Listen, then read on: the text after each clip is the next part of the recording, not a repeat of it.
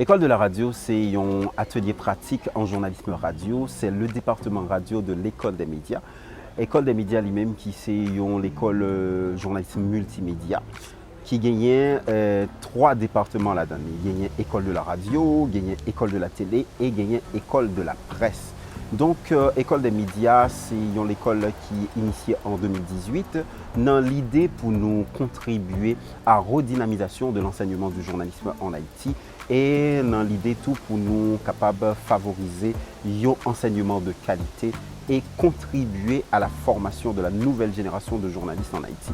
Donc, en gros, c'est ça qui c'est École des médias qui vient là-dedans, phase pilote là, c'est École de la radio que nous avons exploité depuis 2018.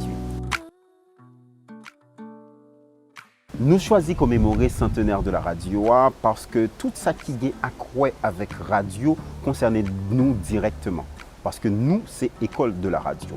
Et tout, nous choisissons commémorer centenaire de la radio par rapport ensemble avec un lien historique que dit Haïti gagne ensemble avec radio. Pendant que nous-mêmes, y a commémoré 100 ans de la radio en France, mais nous-mêmes, nous avons marqué 95e anniversaire nous de la radio. Donc, ça qui fait que il y a un lien direct entre les radios en France et de par le monde et Haïti. Parce que l'école de la radio toujours marqué tout événement qui vient à quoi ensemble avec radio. Tant que j'en ai fait la journée mondiale de la radio le 13 février dernier, nous avons organisé vraiment toute une série de causeries avec plusieurs grandes personnalités. Tant que j'en tout que l'école de la radio t'est invité d'honneur dans la journée mondiale de la liberté de la presse. École de la radio, c'est l'école de grands événements qui toujours prend part dans tout gros événement qui vient à quoi ensemble avec radio, qui vient à quoi ensemble avec journalisme. Donc cela dit, commémorer centenaire de l'école de la radio, il y a pour nous vraiment une dimension symbolique et aussi une dimension historique. Et ne pas qu'à négliger tout que la radio française est toujours considéré jusqu'à présent comme une sorte de modèle de la radio haïtienne. Donc, dans la manière que nous faisons radio en Haïti, il semblait de près avec la manière que nous faisons radio en France.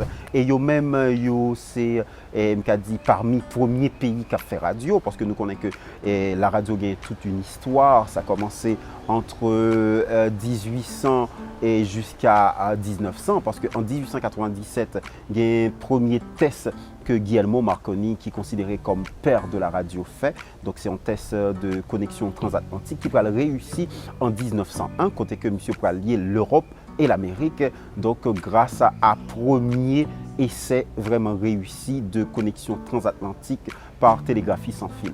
Parce que Guillermo Marconi il conjuguait un ensemble de travail, dont le travail du français Édouard Branly, qui mettait au point et radioconducteur, ça que y aurait les dans le langage technique en cohéreur, qui mettait tout au point, travail tout de Samuel Morse, qui était inventé télégraphe, mais c'était télégraphie avec fil, et tout sans oublier le travail de Popov et ajouté avec le travail extraordinaire de Heinrich Hertz, qui fait que c'est Marconi conjugué tout le travail ça qui pourrait la naissance pour de la radio. Et en France, il même il va la lancer première radio, c'est Radio Tour Eiffel, et en 1921, d'où et dit célébration ça en 2021 de centenaire de la radio. Donc la France il y a toute une histoire dit qui est liée ensemble avec création radio, toute une histoire qui est liée ensemble avec la presse en général. Nous connaissons la Déclaration universelle des droits de l'homme qui prend naissance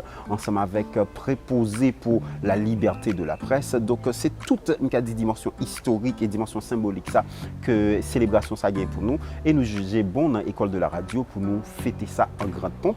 Voilà pourquoi il y a toute une série d'activités que nous mettons au point. Il y a des visites guidées, il y a des causeries avec des personnalités, et dont Brega Anderson que nous avons rencontré 1er juin et dernier. Il y a d'autres rencontres que nous avons continué à faire. Par exemple, on a fait une causerie avec Michel Joseph, sans oublier des articles, des productions vidéo, des interviews. Nous avons une interview ensemble avec Godson Pierre, donc, qui c'est PDG du groupe Média Alternatif, qui font brasser l'idée de et tout ça qui gagnait à quoi ensemble avec radio. Donc c'est toute une série d'activités que nous-mêmes nous mettons en branle pour nous commémorer un grand pompe centenaire de la radio et marquer 95e anniversaire de la radio en Haïti. École de la radio, il y a toute une série de perspectives qui peuvent venir là. Mais ça qui a dit plus proche, qui plus à court terme, c'est le lancement officiel pour bientôt de site internet l'école là, qui va permettre nous non seulement produire plus de contenu audiovisuel, contenu multimédia, qui va permettre nous beaucoup plus présents aussi sous toile là, qui pourrait permettre nous tout capable de faire des cours à distance parce que nous avons une dynamique de distanciel donc via contexte coronavirus.